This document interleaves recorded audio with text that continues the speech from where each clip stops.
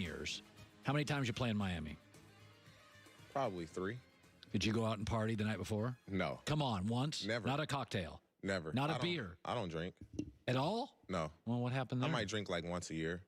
Sheesh. When you grow up in a household when drinking in the house is like drinking water, I just never wanted to drink. I see. Yeah, they was my mom and them was drunk all the time. So okay, so you didn't want any part of it. Nah, no part. So, but it's funny about Miami because there have been incidents at Super Bowls in Miami where, you know. Oh, now, I played with guys that would go out and drink and party. Miami's the most, Miami doesn't, how do I say this? You know, there's the old joke. The great thing about Miami, it's so close to America. It's international. It's Brazil. It's New York. It's a melting pot. It's incredible. It's a very international city. It's a completely international city. And when I go there, one of my favorite things to do is walk along the boardwalk. You hear all the voices and the languages. It's the best people watching you'll probably have in the world. In the world. Snake handlers and magicians. And I mean, it's crazy town.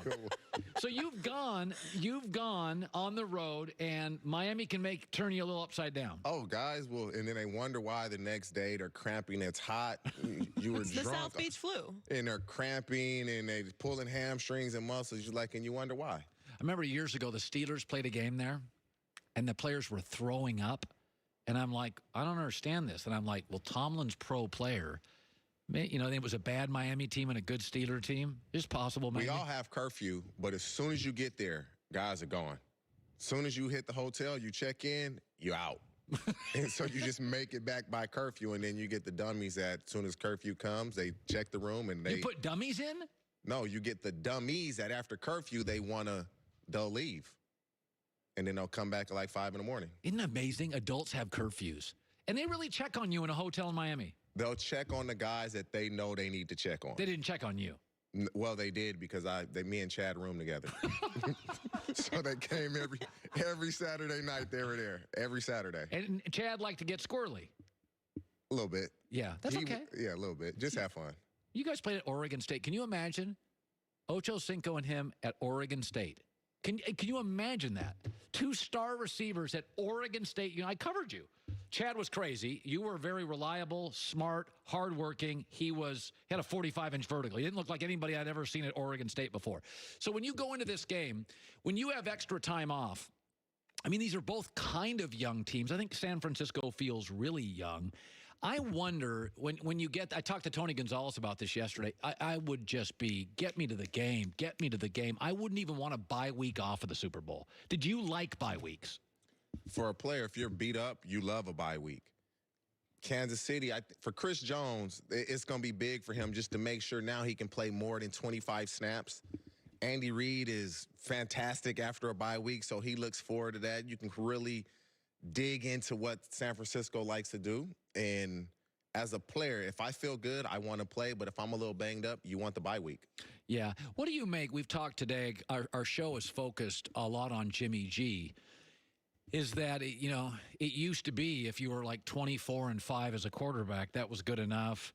And I think people struggle with the fact, I hear this, well, he's got a great coach.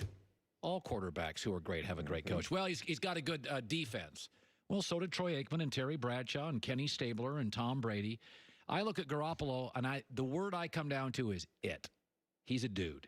He doesn't shrink. Maybe it's the looks, maybe it's the confidence. I love him. I think he's a really special player. What do you see? I like Jimmy G, and it's what you said it's the looks. He feels confident about how he looks physically, and that confidence just doesn't disappear when you step on the football field. And so he's just a confident person.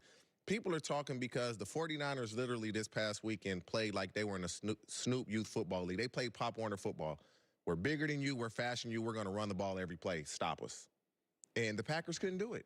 And he only threw the ball 8 times. So it's like, oh, Jimmy G. They couldn't stop the run. Why would you go away from that? I wouldn't. I'm trying to get to the Super Bowl. I don't care whose feelings are hurt. If we can just run the ball and win the game like we're little kids, that's what we're going to do. Did you ever play in a football game in Cincinnati or Baltimore where you knew you just weren't going to get touches? I'll never forget this game. We played the Cleveland Browns, and I believe Chad didn't even play. He didn't play this game. I'm guessing we threw the ball like 12 times. not one ball came my way. We ran the ball like 50-something times. And won. We won the game, but it was like -8 degrees. The sun was out, but Chad didn't play. I didn't get one ball thrown my way, but we won the game. And you were okay with it? Yeah, I would have liked the ball, but when you win a game, you're cool with it. No problem at all. But of course, everybody you want to play a part in that win, but you're perfectly fine as long as you win the game. When I look at this matchup, I like San Francisco close. I would say last year, New England Rams, I felt very strongly New England. I think I said it before. I thought the Rams in October were really special. They lost Cooper Kupp, Todd Gurley. I said, if I don't know what I'm getting for Cooper Kupp, New England's winning the game. But I also thought New England was going to beat Philadelphia with Nick Foles, and that didn't transpire. I generally thought New England was going to beat Atlanta. But I thought they were going to beat the New York Giants and didn't. So I'm kind of all over the place. I do feel like the more physical team is San Francisco. And I think that matters in big games. I feel they're more physical, they're tougher, their line plays better. That's what it feels like to me. Their line play is okay, I'm on the flip side of that. I like the Chiefs just a little bit. And I look at the games that San Francisco play in their division when they play Seattle and they play the Arizona Cardinals. What do both teams have? 2 mobile quarterbacks. Both games against Seattle were close. You call a pass interference, maybe the 49ers aren't even in this situation. Arizona Cardinals, Kyler Murray, both games very close, mobile quarterback. And I think we can all agree, neither one of those teams, being the Cardinals and the Seahawks, have the weapons that Patrick Mahomes and the Chiefs have. And Lamar Jackson beat him. And Lamar Jackson beat him. So the mobile quarterback kind of negates that pass rush, that defensive line. So I like the Chiefs just a little bit. And the 49ers are very physical and good on the defensive line, but listen, 19 carries, 69 yards. That's what Derrick Henry has. So the Chiefs up front on that defensive line, they figured it out here in the second half of the season. He ran for over 180 yards against the Ravens and the New England. The Chiefs held him to 69 yards. They're playing physical up front, too, on the defensive side of the ball. You make a good point. I may have to revisit that. I didn't think about that mobile quarterback thing. I'm telling you, go look at the scores. No, I did. Games. I watched. By the way, the Cardinals played them tough. I watched both games. Yeah. Kyler Murray gave them massive problems. Kyler Murray's way better than people think. Nobody watched him. No, it's right. Russell gave him problems both times. Kyler gave him problems both times. Both times. Lamar beat him. You know who didn't give him problems? Jared Goff, pocket quarterback.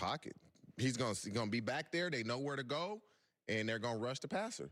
And then you throw in Sammy Watkins, Tyreek Hill, Mecole Hardman.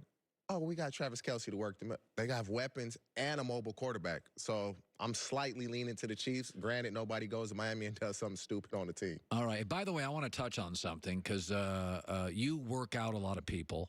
I have my doubts about Joe Burrow. I don't get it, man. But go ahead. I'm sorry. I think he's fine. I think it's way overheating. If I was Cincinnati, I would trade the pick. And I'd get a bunch of picks, and I'd move down to like 4 or 5, and I'd get one of the other quarterbacks and get 2 or 3 or 4 more picks because I think Cincinnati's O-line's a mess. I don't love their secondary. I think A.J. Green's getting old. I think Cincinnati's got all sorts of problems. I think the division's great. So there's a chance you may work out with Joe Burrow. Oh, yeah, we'll start training him here as soon as we get back from the Super Bowl. Probably do a little something next weekend in Miami. If I'm the Bengals and I can get a bunch of picks, I trade it. Oh, so you would trade it too? Yeah, I would. Because if my consolation prize is Tua, I'm cool with that. I live with that. Now, if you can't get what you're looking for, like the Bengals entire secondary is first-round picks minus Jesse Bates, who was a second-round pick.